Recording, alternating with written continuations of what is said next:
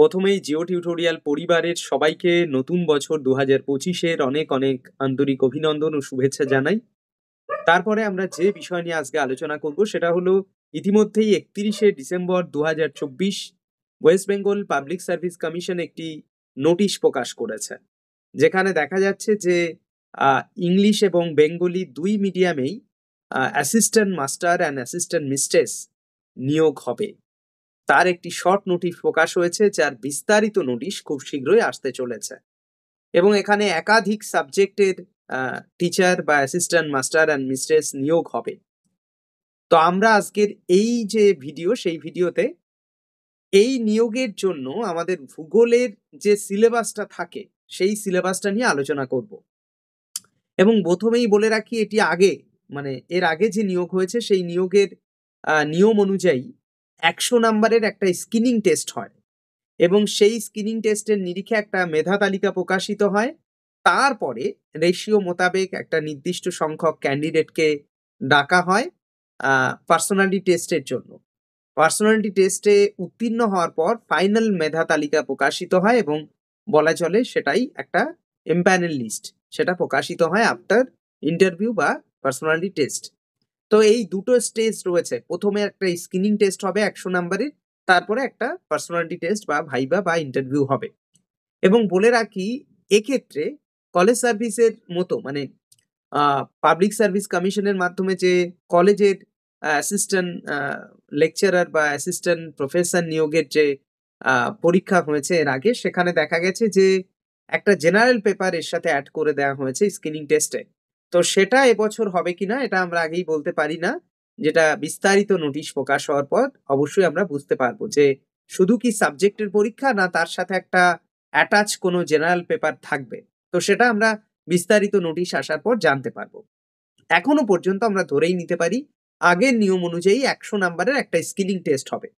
তো আমরা প্রথমেই আজকের এই ভিডিওতে একদম সাবজেক্টের সিলেবাসকে পরপর তুলে ধরার চেষ্টা করছি এবং বলে রাখি যে অন্যান্য প্রতিযোগিতামূলক পরীক্ষা মূলত শিক্ষক হওয়ার জন্য যেগুলো রয়েছে তার থেকে অনেক গুণ সহজ বা অনেক কম সিলেবাস দিয়ে সাজানো হয়েছে এই ওয়েস্ট বেঙ্গল পিএসসির যে সিলেবাস সেটি। প্রথমেই আমরা দেখব যে দুটো সেকশন রয়েছে, সেকশন 1 অ্যান্ড সেকশন 2। দুটো সেকশনে ভাগ করা হয়েছে পুরো সিলেবাসকে।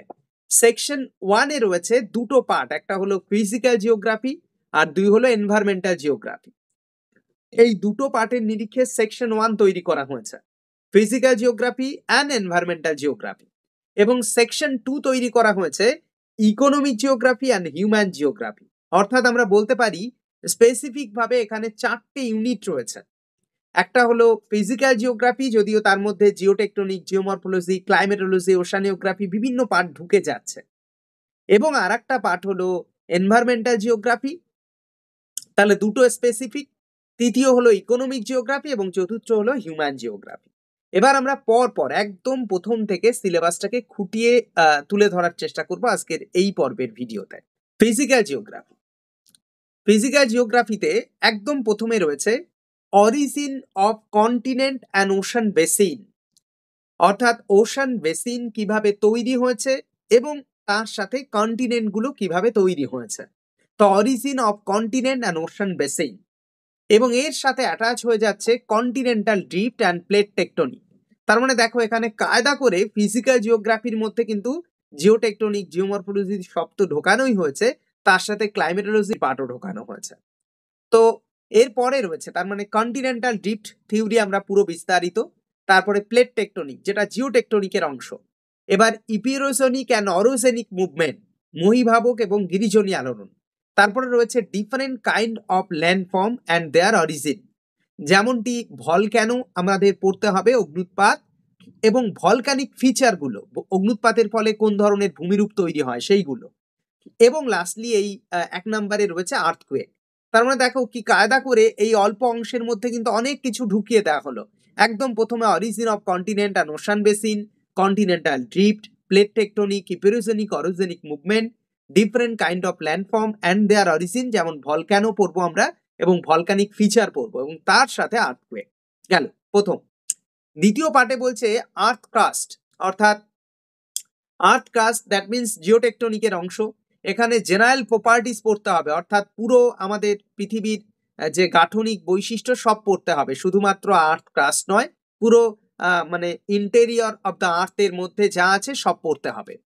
নেক্সট বলছে mode and origin of igneous sedimentary and metamorphic rock, অর্থাৎ বলতেই পারো রকের পার্ট, যেটা এসএলএসটির সিলেবাসে রক রয়েছে সেটা রকের পার্ট। এবার রয়েছে ওয়েদারিং অ্যান্ড মাস ওয়াস্টিং, কিছুটা এলোমেলো ভাবে সাজানো হলেও সবই কিন্তু জিওটেকটনিক জিওমরফোলজির যা যা আছে সবই কিন্তু এর মধ্যে লুকিয়ে রয়েছে। তাহলে এক ওয়েদারিং অ্যান্ড মাস ওয়াস্টিং পুরো পড়তে হবে। তারপরে 4 রয়েছে evaluation of landform under different cycle of ইরেশন। এবার সাইকেল অফ ইরেশনের মধ্যে আমরা স্পেসিফিক ভাবে প্রত্যেকটা প্রাকৃতিক শক্তিকে ধরে ধরে এখানে সেগ্রিগেট করা হয়েছে। প্রথমে বলা হয়েছে ফ্লুভিয়াল, অর্থাৎ নদী, নদী সম্পর্কে সব আমাদের জানতে হবে, এবং এর মধ্যেই কিন্তু লুকিয়ে রয়েছে আমাদের যত থিওরি গুলো রয়েছে না, সেই থিওরি এর মধ্যে লুকিয়ে রয়েছে।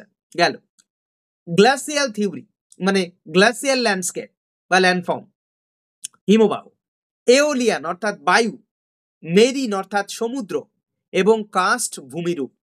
তো এই যে সব কটা নদী, হিমবাহ, বায়ু, সমুদ্র এবং কাস্ট সব কটা চলে আসলো। এবার রয়েছে evaluation of drainage system and their adjustment to structure. এর মধ্যেই লুকিয়ে রয়েছে আমাদের ড্রেনেজ প্যাটার্ন সংক্রান্ত যে কনসেপ্ট, সেটা পুরো ড্রেনেজ প্যাটার্ন পড়তে হবে, এবং ড্রেনেজ সিস্টেমের মধ্যে যা যা আছে সবকিছু এর মধ্যে ঢুকে গেছে, মানে লুকিয়ে রয়েছে। এবার দেখো 5 রয়েছে elements and factors of climate, অর্থাৎ ক্লাইমেটোলজি ঢুকলো এর মধ্যে। বলছে elements and factor of climate, distribution of temperature and pressure belt over earth, অর্থাৎ সরাসরি এখানে আমরা distribution of temperature and pressure বেল্টে চলে গেলাম, অর্থাৎ পুরো এখানে হরাইজন্টাল ডিস্ট্রিবিউশন অফ টেম্পারেচার পড়তে হবে, ভার্টিক্যাল ডিস্ট্রিবিউশন অফ টেম্পারেচার পড়তে হবে। যখনই আমি ভার্টিক্যাল ডিস্ট্রিবিউশন অফ টেম্পারেচার পড়বো তখন আমাকে কিন্তু প্রত্যেকটা লেয়ার সম্পর্কে স্পষ্ট ধারণা নিতে হবে, তার মানে বলতেই পারো লেয়ারিং অফ অ্যাটমসফিয়ারের মধ্যে লুকিয়ে রয়েছে। আবার হরাইজন্টাল ডিস্ট্রিবিউশন অফ টেম্পারেচার যখন পড়বো তখন আমার স্পেসিফিক প্রেশার বেল্ট পড়তে হবে, এবং প্রেশার বেল্টের সাথে যে যদিও প্ল্যানেটারি সিস্টেমের সাথে নিচে দেয়াই আছে আলাদাভাবে, তো যাই হোক এটা প্রেশার বেল্ট, এবং প্রেশার বেল্টের মধ্যে প্রেশার বেল্টের সাথে যে বায়ু প্রবাহের সমন্বয় সম্পর্ক, সেলগুলো সবকিছু এর মধ্যে ঢুকে যাবে। এবার 6 রয়েছে এয়ার মাস, বায়ুপুঞ্জ, পুরো বায়ুপুঞ্জের জগৎ আমাদের জানতে হবে। প্ল্যানেটারি উইন্ড সিস্টেম, শুধু প্ল্যানেটারি জানলে তো হবে না, যত উইন্ড সিস্টেম আছে সবই জানতে হবে, স্পেসিফিক ভাবে এটাকে গুরুত্ব দেওয়া হয়েছে। এবং রয়েছে লোকাল উইন্ড বা স্থানীয় বায়ু প্রবাহ। এরপরে আমরা দেখব 7 রয়েছে প্রেসিপিটেশন। প্রেসিপিটেশনের মধ্যে অরিজিন অ্যান্ড টাইপ, অর্থাৎ পুরো অধঃক্ষেপণের কিভাবে উদ্ভব হয়, অর্থাৎ আমাদের এখানে কিন্তু মতবাদগুলো জানতে হবে প্রেসিপিটেশনের বা বৃষ্টিপাত বা অধঃক্ষেপণের যে মতবাদগুলো রয়েছে সেগুলো। টাইপ পড়তে হবে স্পেসিফিক ভাবে, পুরো শুধুমাত্র বৃষ্টিপাতের নয়, যত টাইপ অফ প্রেসিপিটেশন আছে সবার টাইপ জানতে হবে। সাইক্লোন অ্যান্ড অ্যান্টি সাইক্লোন পড়তে হবে। সাইক্লোনের মধ্যে কিন্তু শুধুমাত্র ট্রপিক্যাল সাইক্লোন নয়, tropical cyclone, extra tropical cyclone জানতে হবে, ইনক্লুডিং টর্নেডো। তারপরে রয়েছে অ্যান্টি সাইক্লোন, এবং লাস্টলি 8 রয়েছে ক্লাসিফিকেশন অফ ওয়ার্ল্ড ক্লাইমেট, অর্থাৎ পুরো বিশ্বের যে জলবায়ুর শ্রেণীবিভাগ সেটা, যেখানে আমাদের কোপেনও জানতে হবে, থন্ডো এটা জানতে হবে। তার মানে বুঝতেই পারছো ওভারঅল এর মধ্যে ঢুকে রয়েছে পুরো পুরো জিওটেকটনিক, জিওমরফোলজি অ্যান্ড ক্লাইমেটোলজি। তার মানে আমরা ফিজিক্যাল জিওগ্রাফি হিসাবে একটাকে মনে মনে ভাবছি, কিন্তু আসলে এখানে লুকিয়ে রয়েছে 3টি পার্ট, 3টি পার্ট লুকিয়ে রয়েছে এর মধ্যে। গেল, এবার আমরা পরের পার্টটায় আসি, এনভায়রনমেন্টাল জিওগ্রাফিতে যাব। এবার আমরা এনভায়রনমেন্টাল জিওগ্রাফি কি আছে, প্রথমেই বলছে concept of environment, ecology and ecosystem. গেল ইকোলজির ধারণা, ইকোসিস্টেমের ধারণা। Natural and man made ecosystem, পুরো ইকোসিস্টেম সম্পর্কে সাম্যক ধারণা, আমাদের গ্লোবাল ডিস্ট্রিবিউশন পড়তে হবে।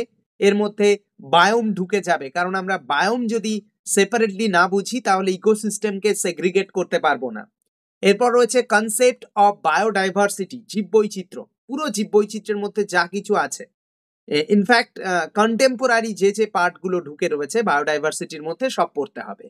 এবার এনভায়রনমেন্টাল পলিউশন, দূষণ শুধু লেখা রয়েছে, এনভায়রনমেন্টাল পলিউশন অ্যান্ড ডিগ্রেডেশন, এর মধ্যে আমাদের সব টাইপের দূষণ জানতে হবে, অর্থাৎ জল দূষণ, বায়ু দূষণ, শব্দ দূষণ, ঠিক আছে, মাটি দূষণ, যত দূষণ আছে সব ঢুকবে, যত ডিগ্রেডেশন আছে সব ঢুকবে। এবার রয়েছে কনজারভেশন, এই যে দূষণ এবং ডিগ্রেডেশন, অবনমন, এবং সেগুলো কিভাবে সুরক্ষা দেয়া যায়, কনজারভেশন মেথোডোলজি, সেগুলো জানতে হবে। এবং রয়েছে green house effect and global warming. Green house effect, তার সাথে অ্যাটাচ রয়েছে বিশ্ব উষ্ণায়ন এবং ম্যান এনভায়রনমেন্ট রিলেশনশিপ। তো এটা একদম স্কুল সার্ভিসের সিলেবাসে যেমনটা এনভায়রনমেন্টাল জিওগ্রাফির পার্ট রয়েছে সেগুলোই বলা যেতে পারে। গেল, তার মানে আমরা আগে পেলাম 3টে এবং এখানে পেলাম 1টি, অর্থাৎ 4টে ইউনিটকে সেপারেটলি বুঝতে পারলাম। তাহলে আমরা এখানে কেবলমাত্র পেলাম না, এক হলো ওশানিওগ্রাফির পার্ট স্পষ্টভাবে, এবং পেলাম না বায়োজিওগ্রাফির পার্ট, অর্থাৎ সয়েলের পার্টগুলো আমরা পেলাম না। তার মানে আগে 3টে এবং এখানে একটা 4টে, টোটাল 4টে ফিজিক্যাল জিওগ্রাফির পার্ট আমরা পেয়ে গেলাম। গেল, এবার আমরা যাব সেকশন 2তে। ইকোনমিক জিওগ্রাফির প্রথমেই দেখো রয়েছে geographical factors favourable for the localisation of the following major economic activity. খুব গুরুত্বপূর্ণ কথা বলছে, geographical factor favourable for localisation. Favourable for localisation, আমরা জানি যে বিভিন্ন অর্থনৈতিক কার্যক্রম সেই জায়গার স্থানীয় বৈশিষ্ট্য দ্বারা অনেকাংশে নিয়ন্ত্রিত বা প্রভাবিত, এবং স্থানীয় যে ওভারঅল গঠন বা প্রাপ্তি তার নিরিখেই সেখানকার ইকোনমিক অ্যাক্টিভিটি তৈরি হয়ে থাকে বা সেইভাবে প্রোগ্রেস করে। তো সেটাকে আমরা গুরুত্ব দিয়ে ফলোয়িং মেজর ইকোনমিক অ্যাক্টিভিটি সম্পর্কে চর্চা করব। এক রয়েছে লাম্বারিং প্রসেস, অর্থাৎ আমরা জানি লাম্বারিং এমন একটি প্রাচীন ট্র্যাডিশনাল একটি মেথড যেখানে প্রাকৃতিকভাবে প্রকৃতির সাথে অ্যাটাচ থেকে দেখা যায় যে কাষ্ঠল উদ্ভিদ এবং কাষ্ঠল উদ্ভিদ দ্বারা মূলত বাণিজ্যিক একটা যে কার্যক্রম সেটাকে পরিচালিত করা হয় কাঠ উৎপাদনকে কাজে লাগিয়ে। তো সেটা আমাদের পুরোটা পড়তে হবে, এবং এর মধ্যে এটা খুব সহজে ছোট করে লেখা থাকলেও এর জগৎটা কিন্তু অনেক বড়। আমাদের বনভূমির সেপারেশন জানতে হবে, জলবায়ুগত অবস্থানের নিরিখে তার প্রকৃতি বিচার করতে হবে, এবং ওভারঅল সমস্ত আলাদা আলাদা যে যেমন হয় না নাতিশীতোষ্ণ অঞ্চলে সরলবর্গীয় উদ্ভিদ, এই উদ্ভিদের পূর্ণাঙ্গ জ্ঞান থাকতে হবে। তো এইরকম প্রত্যেকটা উদ্ভিদ বা জলবায়ু ওয়াইজ যে ভাগ রয়েছে সেগুলো সম্পর্কে আমাদের স্পেসিফিক ধারণা, তথ্যভিত্তিক ধারণা আমাদের মাথায় রাখতে হবে। এবার রয়েছে এগ্রিকালচার। এগ্রিকালচারের মধ্যে intensive subsistence farming, that means নিবিড় জীবিকা সত্তা ভিত্তিক কৃষিকাজ। ভারতবর্ষ সেই দেশ যেখানে নিবিড় জীবিকা সত্তা ভিত্তিক কৃষিকাজ হয়ে থাকে, তো সেটা সম্পর্কে আমাদের সম্যক ধারণা নিতে হবে।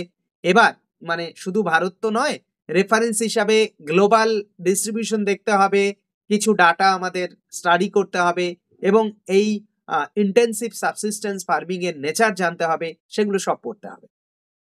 এবার আসলো এক্সটেন্সিভ কমার্শিয়াল ফার্মিং, অর্থাৎ ব্যাপক বাণিজ্যিক কৃষি, এটা সম্পর্কে ধারণা ওভারঅল তথ্যভিত্তিক। এবং রয়েছে প্ল্যান্টেশন এগ্রিকালচার। প্ল্যান্টেশন এগ্রিকালচারের মধ্যে যত ভাগ আছে প্রত্যেকটা ভাগকে আলাদাভাবে গুরুত্ব দিয়ে পড়তে হবে। তাহলে প্রথমে আমরা লুম্বারিং বললাম, যেখানে কাষ্ঠল উদ্ভিদ এবং কাঠ উৎপাদনের সাথে ঘনিষ্ঠ যোগ। তারপরে রয়েছে এগ্রিকালচার, যেখানে কৃষিকাজ বা কাল্টিভেশনের সাথে প্রত্যক্ষ যোগ রয়েছে। তারপরে রয়েছে মাইনিং, মাইনিং এর মধ্যে কি কি ঢুকালো, এক বলছে কোল, কয়লা, এবং এখানে কিন্তু স্পেসিফিক ভাবে বলা নেই যে ভারত, রেফারেন্স হিসাবে আমরা গ্লোবালি পড়তে হবে আমাদের, coal global distribution including India. Petroleum, iron ore, এই তিনটেকে গুরুত্ব দেওয়া হয়েছে, বলছে their distribution, that means global distribution and utilization. তাহলে কোল, পেট্রোলিয়াম, আয়রন ওর এর ডিস্ট্রিবিউশন অ্যান্ড ইউটিলাইজেশন। এবার রয়েছে পাওয়ার রিসোর্স। পাওয়ার রিসোর্সের মধ্যে কি কি আছে, এক কনভেনশনাল অ্যান্ড নন কনভেনশনাল, অর্থাৎ সমস্ত চিরাচরিত এবং অচিরাচরিত শক্তি যা কিছু আছে সব ঢুকে যাবে এর মধ্যে। তাপবিদ্যুৎ, জলবিদ্যুৎ, সৌর বিদ্যুৎ, বায়ু বিদ্যুৎ, যা যা আছে সব এর মধ্যে ঢুকবে। লেখা রয়েছে অল্প জায়গায় কিন্তু অনেক, জগৎটা অনেক। এরপর রয়েছে ম্যানুফ্যাকচারিং। ম্যানুফ্যাকচারিং মধ্যে রয়েছে এক iron and steel industry, global aluminium industry, cotton textile industry এবং জুট ইন্ডাস্ট্রি, অর্থাৎ এই 4টে ভাগ রয়েছে, iron and steel, aluminium, cotton textile and jute industry. তাহলে এই 4টে ভাগ পেলাম। এই হলো ইকোনমিক জিওগ্রাফি। ইকোনমিক জিওগ্রাফির মধ্যে হচ্ছে স্কুল সার্ভিসের সিলেবাসের বাইরে কিছু আছে এমনটা নয়, সবই তার মধ্যে থেকেই নেয়া। এবং লাস্টলি রয়েছে হিউম্যান জিওগ্রাফি। হিউম্যান জিওগ্রাফির মধ্যে কি আছে, তার মানে আমরা পেলাম আগের 4টে প্লাস একটা, 5টা পেলাম। এবার হিউম্যান জিওগ্রাফি আর একটা আছে, তাহলে 6টা, টোটাল 6টা ইউনিট বলতে পারো। 6টা ইউনিটের ভিত্তিতে কিন্তু করা হয়েছে এই পুরো সিলেবাসটা। হিউম্যান জিওগ্রাফির মধ্যে এক রয়েছে concept of geographical environment. Concept of geographical environment, আমরা জিওগ্রাফিক্যাল এনভায়রনমেন্ট বলতে কি বুঝি? ভৌগোলিক এবং প্রাকৃতিক, এই দুয়ের মধ্যে পার্থক্য কি একটু সহজে বলি। ভৌগোলিক মানে হলো সেই জিনিস যেখানে মানুষের সাথে প্রকৃতির সমন্বয় স্থাপন করা হয়, আর প্রাকৃতিক মানে হলো সেই জিনিস যেখানে প্রত্যক্ষভাবে প্রকৃতি ইনভলভ, যেখানে মানুষের কোনো প্রভাব, মানুষের কোনো সমন্বয় নেই। অর্থাৎ দূর থেকে যদি আমি একটা অগ্নুৎপাতের দৃশ্য দেখি, সেটা কিন্তু একটা প্রাকৃতিক বিষয়, কিন্তু যখন দেখবো দূরে সমুদ্রের মধ্যে জেলেরা মাছ ধরছে, এটা হলো একটা ভৌগোলিক দৃশ্য। তাহলে ভৌগোলিক অ্যান্ড প্রাকৃতিক এই দুয়ের মধ্যে এটাই পার্থক্য। তো সেটা আমাদের পড়তে হবে, কনসেপ্ট অফ জিওগ্রাফিক্যাল এনভায়রনমেন্ট। তারপর রয়েছে natural region of the earth. Natural region যা যা আছে আর্থের হিউম্যান জিওগ্রাফির অ্যাসপেক্টে, their characteristics. Okay, role of climate analysis করতে গিয়ে আমি কি করছি, ওর যে ক্যারেক্টারিস্টিক্স সেটা তো পড়বই, তার পাশাপাশি রোল অফ ক্লাইমেট মানে জলবায়ুর কি ভূমিকা রয়েছে ন্যাচারাল ওই রিজিয়নটা ডিটারমাইন করার ক্ষেত্রে, ক্লাইমেটের ভূমিকা কি, ড্রেনেজ সিস্টেমের ভূমিকা কি, রিলিফ ফিচারের ভূমিকা কি, ইন লোকালাইজিং হিউম্যান অ্যাক্টিভিটি অর্থাৎ স্থানীয় মানুষের যে বিভিন্ন কার্যক্রম, যেমন এক্সকিমোরা যে লাইফস্টাইল বা ওদের যে জীবনযাপন সেটা, বুশম্যানদের যে জীবনযাপন সেটা, বা বলতে পারো ভারতে যারা বসবাস করে তাদের মধ্যেও সেপারেশন, উত্তর পূর্ব ভারতের মানুষ, দক্ষিণ ভারতের মানুষ, উত্তর ভারতের মানুষ, এদের যে সেই জায়গার ভৌগোলিক অবস্থানের নিরিখে তাদের যে জীবনের বিভিন্ন অ্যাক্টিভিটি, সেগুলোর সমন্বয়কে প্রত্যক্ষভাবে অনুভব করার চেষ্টা করতে হবে। তো ক্লাইমেট, ড্রেনেজ, রিলিফ এইগুলোর সাথে যে লোকালাইজিং হিউম্যান অ্যাক্টিভিটির যোগ রয়েছে সেইটাকে আমরা পড়ব। With particular reference of food gathering, food gathering সম্পর্কে আমাদের স্পষ্ট ধারণা, প্যাস্টোরালিজম সম্পর্কে ধারণা এবং সাবসিস্টেন্স এগ্রিকালচার সংক্রান্ত ধারণা, এই তিনটেকে আমরা দেখবো আলাদা আলাদাভাবে। ফুড গ্যাদারিং একটা অ্যাসপেক্ট যেখানে আমরা বিভিন্ন ট্রাইবাল কমিউনিটিকে দেখব, প্যাস্টোরালিজমের ক্ষেত্রেও tribal community, and subsistence agriculture যেমনটি উন্নয়নশীল দেশের অপেক্ষাকৃত আর্থিকভাবে পিছিয়ে পড়া মানুষগুলোর প্র্যাকটিস, সাবসিস্টেন্স এগ্রিকালচার। তো এইগুলো সব আমরা বিশেষভাবে গুরুত্ব দিয়ে স্টাডি করব। আর লাস্টলি রয়েছে সেটেলমেন্ট প্যাটার্ন, এর মধ্যে রুরাল অ্যান্ড আরবান, এই দুটোর মধ্যে যা ঢোকে সব আমাদের পড়তে হবে। যেমন ধরো রুরাল সেটেলমেন্টের টাইপ, প্যাটার্ন এবং কি কি ইনফ্লুয়েন্সিং ফ্যাক্টর রয়েছে, ক্লাসিফিকেশন, ইন্ডিয়ান নিরিখে census, as per census commission তাদের যে স্ট্যান্ডার্ড নর্মস সেটা, আরবান এরিয়া হওয়ার জন্য কি কি বৈশিষ্ট্য রয়েছে সেইগুলো, এবং আরবান যে on the basis of genetic classification, on the basis of functional classification of urban settlement, এই সমস্ত কিছু আমাদের পড়তে হবে। আর তারপরে রয়েছে হায়ারার্কি অফ আরবান সেটেলমেন্ট, যেমনটি বললাম পরপর সেপারেশন গুলো হয় না, মেগা সিটি, মেট্রোপলিটন, সেইগুলো। এবার রয়েছে growth and distribution of world population, অর্থাৎ পৃথিবীর এবং আমাদের ভারতকে অবশ্যই দেখবো আমরা, বিশ্বের জনসংখ্যা বৃদ্ধির যে বিষয় সেটা, এখানে কিন্তু আমাদের কিছু মডেলও পড়তে হবে, রিসেন্ট ডাটা পড়তে হবে, সব পড়তে হবে। তো এটা হলো পুরো পিএসসির সিলেবাস, এর বাইরে কিছু নেই, এটাই সিলেবাস। এবার আমাদের ক্লাসরুমে যারা রয়েছে তাদের ক্ষেত্রে বলবো, এখানে এমন কোনো পার্ট নেই যেটা ক্লাসরুমে ক্লাস করা হয়নি, সব ক্লাস করা কমপ্লিট। তবুও আমি এর মধ্যে থেকে পুরো সিলেবাসকে চুলচেরা বিশ্লেষণ করে যদি মনে হয় যে এই পার্টের ক্লাস সেপারেটলি করা দরকার আছে, তাহলে আমাদের ক্লাসরুমে সেই পার্টের ক্লাস হবে। এবং যদি মনে হয় এই পার্টের জন্য আলাদা একটা পরীক্ষা সাজানোর দরকার আছে, তাহলে সেটা সাজানো হবে। যারা তোমরা পিএসসির প্রস্তুতি নিচ্ছ, ক্লাসরুমের মধ্যে ঢুকলে এবং ক্লাসরুমের মধ্যে ঢুকে কেউ তো রয়েছে যারা বিপিএসসি প্রিপারেশন নিচ্ছে, নিল, কেউ এসএলএসটি সিলেবাসে ধরে ধরে পড়ছে বা স্কুল সার্ভিসের প্রস্তুতি নিচ্ছে, নিল, যারা অ্যাসিস্ট্যান্ট মাস্টার বা মিস্ট্রেস হওয়ার জন্য পিএসসির প্রিপারেশন শুরু করবে তারা আগে এই সিলেবাসটাকে সামনে নাও, নিয়ে এবার তুমি পর পর সিলেবাস ধরে ধরে পড়ে পড়ে এগোও। এবার আমাদের ক্লাসরুমের তুমি রেকর্ডিং সেকশনে গিয়ে সার্চ করে যে ক্লাস দেখবে সেই ক্লাসের নাম লিখে সার্চ করবে, তুমি ক্লাস পেয়ে যাবে। ক্লাসটা দেখলে, দেখার পর তুমি তোমার যেটা কাজ হবে সেটা হলো সেলফ স্টাডি করা। সেলফ স্টাডি করে তুমি আমাদের টেস্ট সিরিজ, টেস্ট যেটা রয়েছে অপশন, সেই টেস্ট অপশনে গিয়ে সেই পার্টিকুলার পার্টের ওপর যে টেস্টটা আছে সেই টেস্টটাকে অ্যাটেন্ড করো। এবং অ্যাটেন্ড করার পর সাপোজ ধরো প্লেট টেকটনিকের পরীক্ষা দিলে 90 নম্বরের পরীক্ষা, এখানে 40টা প্রশ্ন তোমার মনে হলো অন্য রকম, আমি ভুলে যেতে পারি, তাহলে সেই প্রশ্নগুলো লিখে নাও। এই রকম করে নিজে আগে ক্লাসটা করতে হবে, তারপরে সেলফ স্টাডি করতে হবে, তারপরে পরীক্ষা দিতে হবে। এটা হলো একদম বেস্ট মেথড ফর 100% প্রিপারেশন। এবং যাদের সময়ের অভাব তারা শুধু ক্লাস করবে এবং পরীক্ষা দেবে, ক্লাস করলো পরীক্ষা দিল, তার মধ্যে দিয়েই পর পর পর পর পুরো সিলেবাস ধরে ধরে সে প্রিপারেশন কমপ্লিট করবে। এবং সবাইকে বলে রাখি, প্রশ্ন করার সময় কিন্তু এমন নয় যে হুবহু এই সিলেবাস ধরেই প্রশ্ন সাজানো হবে, এমনটা নয়। বেশ কিছু প্রশ্ন কিন্তু এদিক সেদিক থেকে চলেই আসে, কারণ আমরা জানি ভূগোল মানেই হলো মাল্টি ডিসিপ্লিনারি সাবজেক্ট, এর একটার সাথে আর একটার ঘনিষ্ঠ যোগ রয়েছে। তাই জন্য কোথা থেকে প্রশ্ন আসবে আমরা কেউ জানি না।